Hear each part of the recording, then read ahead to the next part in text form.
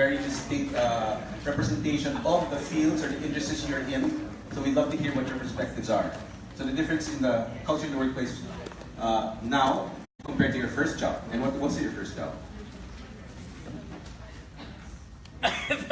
There's something. All right, interesting. Yeah, we had a conversation on who answers what. So I started my career in HR. I was HR practitioner. In the first 10 years of my career, I was in HR. I worked for a consulting firm, which is now, I think, there are around 800 guys there. The culture then and now, it's really super different. Now, I work for Storm, which is a company I founded. And I think the big difference is the culture in Storm is something that I've had a big hand on designing. Whereas I inherited a culture, and as an HR practitioner, I had to really also make sure that that culture worked and developed. But there are stark differences. In my first work, in the how the office looks like alone is huge, right? So I was in a cubicle forest before, wherein you had phones and a desktop, and people had cubicles. Now our office looks like Impact Hub. It looks like a co-working space where you have tables and we have lockers and we have quiet rooms. We call each other by first names. In my first job, believe it or not, we were in ties. We had ties. No one here now is in a tie, and so we had a work uniform that we had to comply to. We call each other, but right now in Storm we don't have time in and time out. So we don't.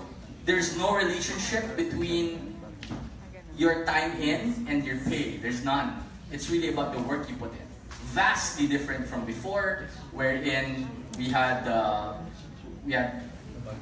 Bundy clocks. Yes, we actually did. No, we didn't. But we had something more high tech. We had a paper and pen attendance sheet that we had to go through with a clock and a secretary there to record whether we were telling the truth. And I think it's also a bit of concerning the topic. It's also a bit signals a bit where the time we are right now, right? The type of culture we're trying to develop now. We're trying to develop a culture which is more aligned to how a company should and how a company can better be suited to work in today's digital and very mobile, very agile economy. Yes? I've never worked for anybody except for myself, so I've never worked for a corporation. I helped out in the family business, so that was a bit bureaucratic, but it was my mom, so it's fine. But I do meet a lot of entrepreneurs who have gone from corporate jobs and who have always asked me the same thing: where can I have a permanent desk? Right? Because that's still the mindset that a lot of Filipinos ascribe to. They want their own desk, they want to put their picture frame, they want to put their whatever it is. Exactly, right? And nothing against that. Happy to put stuff there. But that's not how co-working works. And it's not just the space. So in fact, we kind of decentralized operations to the fact that usually co-working spaces are one and the same and people go. In fact, that was actually, we had to foster the community that we were in, and we had to get them to be mobile. So in a way, we're disrupting the very model that we used to disrupt the current workspace.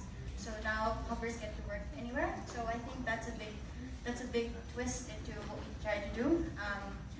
Giving them the flexibility to work wherever they want has changed a lot of the behaviors of the people I think working in our spaces. And same as Peter, I don't count my employees' time. It's output based. I think that's more the trend now. It's more output based rather than clocking in and clocking out.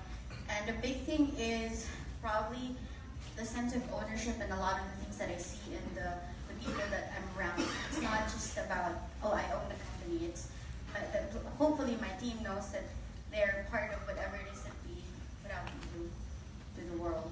So Thank you, Sis. Andreas. I'm also interested here because we're also in the same agency space. The aspect of timing and time out. I'd love to see how it's being dealt with, also how you approach it. Yeah, so for me, my career path, looking back at it, has been actually a little bit schizophrenic, I would say. So I've worked in Austria, I've worked in Korea, and I've worked in Hong Kong now. So if I compare my current job to my very first job, it's completely two different worlds, right? Because I was actually, as a teenager, I was working at the airport as a luggage loader, so I was loading the planes. So that's definitely completely different from what I'm doing right now. But also, it's interesting for me to always look at it from different cultural perspectives. Obviously, the West is one thing, but then even within the region, comparing Korea to Hong Kong. Korea I used to work for, before working there for DDB as well. I used to work for InOcean, which is the in-house agency of Hyundai Motors and Kia Motors. Very, how would I say, traditional, a little bit conservative in terms of corporate culture. A few hundred employees. I was the only non-Korean citizen back then. So that was very much clock in, clock out, and that type of work. Now in Hong Kong, within our agency in DDB, on paper, yes, we do have certain times when we are supposed to be in the office.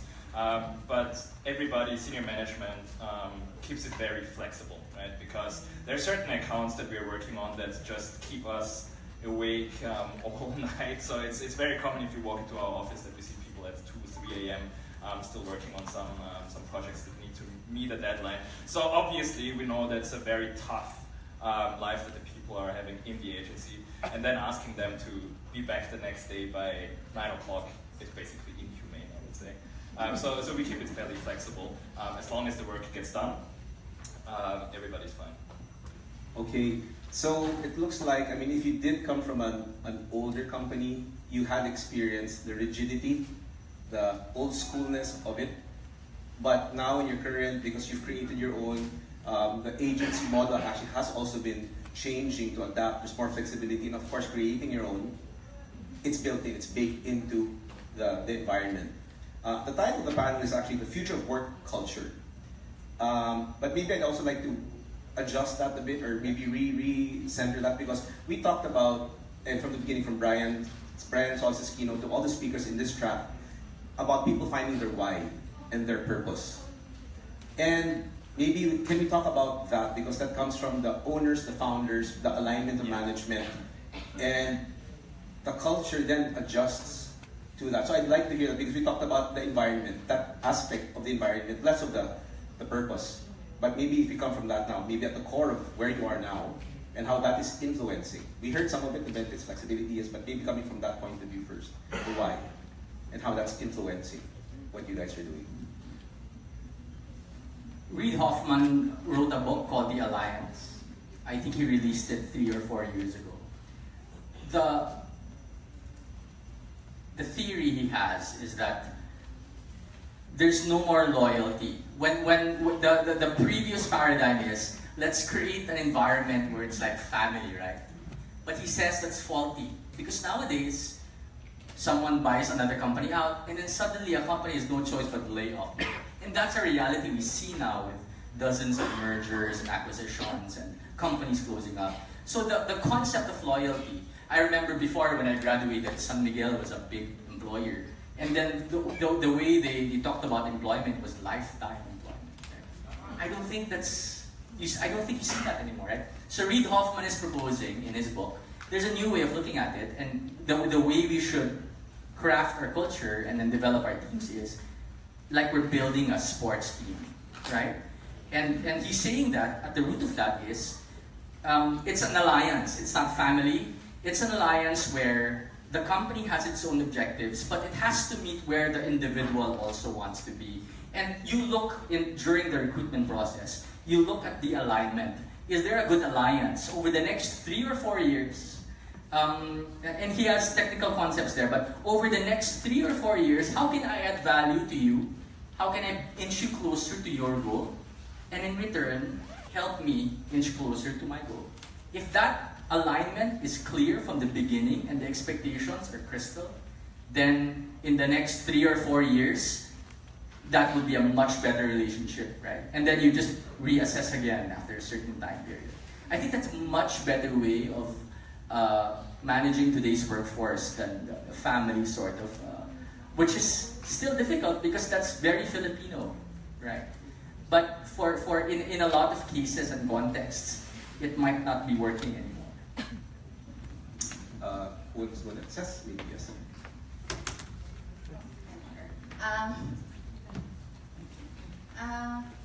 I think for, as a founder, right, it starts with your vision for the company. And I always remind myself that everything you touch is going to resonate a certain way to everybody that is around you, whether it's the team, the hubbers I have, the partners that I get to work with, and it's an extension of you. And so coming from I don't have structure, clearly. And so coming into a team of, it was just the few of us co-founders in the beginning. And I have Swiss co-founders, so it's a very different cultural dynamic, right? They're very to the point, they're always on time, I'm always relaxed and flexible, and somehow you find a way to meet in the middle. But it goes back to the vision that we started from the beginning and setting the tone to this is what it's about. And adding to what Peter said, it always has to be about what can you contribute into this whole situation. So I have this tendency of asking the team sometimes, what do you think we do? Or like, what do you think you do? I asked my admin specialist, I asked my salesperson, and he says, I sell co-working space, I manage my community. And then I always try to explain to them, no, we're building the ecosystem, the startup ecosystem of the Philippines. That's what you're doing. Your function is your salesperson. Because it has to come, that's how they should look at it. Otherwise, the mundane things of the things that they do, the backlog of the everyday things, it's gonna get to them. It gets to me, right? Answering emails, doing talks. It gets to you sometimes, right? So the only reason that you keep doing it is because you know the vision that you've aligned for yourself. And if the time comes that it doesn't seem relevant to them anymore, they want to leave, that's fine. I think right now I'm learning a big lesson in people can change their minds, and it's okay. It's supposed to happen because people evolve, right? And so I don't delude myself to thinking that the people that I hired last year is going to be with me for the next 10 years. That's fine, because I might not be one to. I don't know if I'm going to do this forever, and that's okay. So I think we have to, and like any founder, I think Peter can attest to this. It's an interpersonal journey more than anything else. Yes, you're leading a team, you're building a company, but it starts with you, right? And if you can't get to your why and get that out, whether it's through the products that you put out, it's gonna be it's hard, right? So yeah, so vision is key, and being able to communicate that and giving them the avenue to be part of that vision, I think is key. Okay, thank you, Sis. Andreas, your point of view. Yeah, so our situation obviously is slightly different from you guys, right? So we basically have a brand that's been around for quite a long time. So there's a certain heritage attached to just the name of the company, to DDB. There's a certain culture, a certain set of values that's been carried on through time. So this is something obviously that everybody everybody who works for our agency is supposed to be able to identify with to a certain degree. Obviously, local management always sets a more locally focused vision that is based off the global vision and the global heritage. But I just wanted to build maybe a little bit on what you said before. It's like, yes, and obviously me coming from a strategy and a bit of a branding background, I totally appreciate the notion of a vision and a purpose for the company and everything. But I think at the end of the day, it comes down to what you said, that it starts with you, right? So for me, it's all about, and as a planner, probably I shouldn't be saying this, it's not so much about the theory, it's more about the actions, right?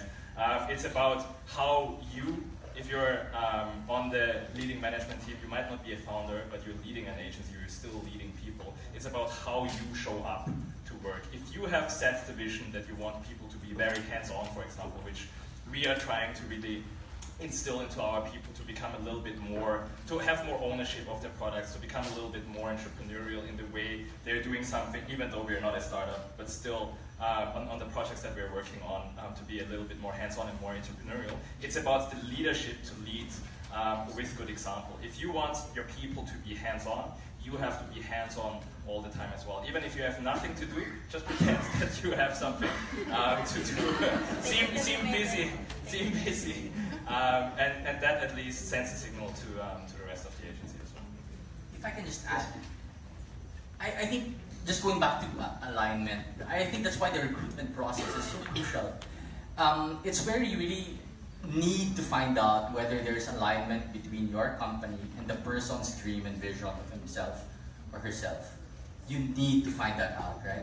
So my favorite question really in interviews is, what's your dream? And it's funny because people laugh at this question, like, dream? I usually ask long-term objectives, right? But no, I want your dream. I want it to be slightly embarrassing because our dreams have to be slightly embarrassing. And then we talk about that in detail, and sometimes it gets emotional for a few people, right? But I need to know that so I know what you want to do and what your objectives are. And I really can see an alignment between what the company does and is doing and what it wants to be, and what you are doing, and what you want to do, and who you are. That's why, relating it to the first question, that's why it's really important, I think, to define very, very clearly what your company's culture is. The more you define that, like Netflix is very, very popular very much renowned for their work culture. You could Google Netflix culture deck. They have a renowned 200-page culture deck. They just talk about the culture. Very defined, and it's not for everyone. When you read it, some people would say that's not for me, and that's precisely the right thing to do. You have to define it in such a way that it's good and great for some people, but not so good for another. But once you get that definition of this is who you are, it's then easy. Someone comes in through the recruitment process, you have it a bit long, but you can really see already, this guy is aligned to my company. In the first 6 months regularization period, we really use that time to sift through people. You can see it quick. This guy's aligned, this guy's not. But that means you have to work on your culture. And you have to be very purposive with what sort of culture you want. And I think most companies, that's the weakness. They just let it be a byproduct of whatever they're doing. No, you can't. You have to be more purposive and ask questions like, what is the temperature of my culture now? There are positions now in more advanced companies that like the culture position, the chief culture head, right? Because it's that important to define it and make sure that everyone's aligned. There was a case with the Google thing that someone got fired because of that manuscript, right? Things like that. Now, your culture has to be able to sift through things like that, and if there's a misalignment, there needs to be some repercussions. I mean, we in New York have something similar during job interviews. It's a Miss Universe question, and it's that. It's what's your dream? I want to save the world. What's this? And it's kind of left field because it's all the technical stuff has been asked, and it's that. It's getting down to what do you want to do? And again, so just trying to capture everything with what you guys said. If you ask anyone in an organization the what, everyone can say that it's a function. But when you ask the why, if they can't answer it, I think as leaders, it's our job to make sure it's clear to them. Very good. Yeah. So that's with the people existing, you make it clear because sometimes it's not. As we start hiring new people to the force, to the team, then we have the opportunity to start very, very clearly from that. So in terms of, we talk about happiness and engagement. And sometimes it becomes so obscure or vague, or sometimes it can be also very measurable. But there's something there. I mean, there are very different ways of approaching it. But let's say, talk about employee engagement. How do we move that? What are key components for that? Because let's say there's an alignment. Let's say people are clear about the why. Then we get to the doing stuff, the doing part. And you can pretend that you're busy, or you get you through the day of the daily grind. But the employee engagement, how do you keep people engaged? Maybe you can start with Andreas and Sherlock here. So I think there's often a lot of discussion when it comes to employee engagement in terms of measurement. You mentioned measurement as well, right? It's like, obviously, everybody, I guess, here in this room at one point has experienced the satisfaction or happiness surveys that are being sent out. Some agencies, for example, they do it globally, like ourselves, within the broader network. And there's been, from what I understand, a bit of discussion around it. Is it really useful or not? I personally think that it actually is useful on a certain level, because the way how I'm looking at, and I'm going more specific into the measurement of engagement at the moment, right? I'm looking at it almost as some people in markets would look at it as normal consumer research, right? Where you sometimes have your quantitative level and sometimes you have your qualitative level. So I think when it comes to really understanding how engaged your employees are, you basically need both. The survey almost gives you a little bit more of a hard data kind of insight into where you're standing against the KPIs that answer to the company vision, to the brand of your company. But then I think it's also really important as a leader of an agency to always be informed about the more qualitative insights and the more qualitative aspects, right? So it's almost like you're conducting your own in-depth focus groups every day. You should not be sitting just, if you have an office. I'm not so lucky I don't have an office. And just basically try to roam the agency and listen to people, have the people that tell you the things some other people might not be telling you, and just always build this rapport where you have one-on-one conversation with the people that you are that you hired and that are working for you. So for me, it always comes down to both of these levels, right? It's the quantitative aspect, but then also the day-to-day qualitative aspect. Says? Just a context, right? So I have a team of 8. So we're very small, right? So and I'm sure that realities are different in other companies that are bigger, right? But what I found that has worked so far is that the intentional, and I'm a relational leader, right? So intentionality of understanding the motivations of the people that work with you. I have a staff, I have a team member who lives in Alabang, and she doesn't want to commute, and so you give her, you kind of make sure that it resonates to them that the job that they're doing doesn't become a burden, but still qualifies that you can work because you're a digital marketing person, so it's fine if you work there. So it's, and I don't know how many people can get to do this in bigger companies, but it's understanding the motivations of every person that you hire, which goes back into, I guess, hiring, right? And knowing what they like, what they don't like. We can't give everything to everybody, but I think it takes into, you have to take into account how they can soar, how they can be better. But I realize that you can't keep giving them what they want because that's gonna get your business, kind of derailed. So you put process in place. So it has to be a very easy step for them to follow. There's Trello, and to me, I found it very useful to get people understand that at the end of the day, there are things that you need to deliver. I don't care where you do it, how you do it, you just get it done. And you tell me what your bottlenecks. Every Monday, it's like, what are your bottlenecks? What decision do you need from me? It can be a Trello. They don't come to the hub because whether I'm out, I'm always out.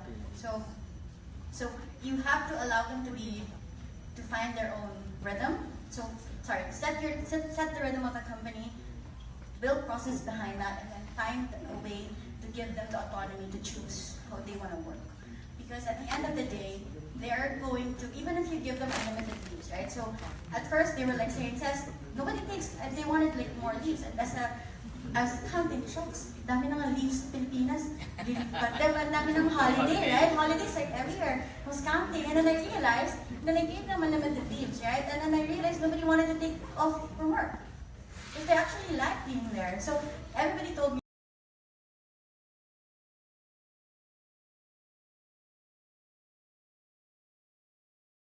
I think for you not to get the engagement that you're looking for, as long as it's set properly. So tools is very important.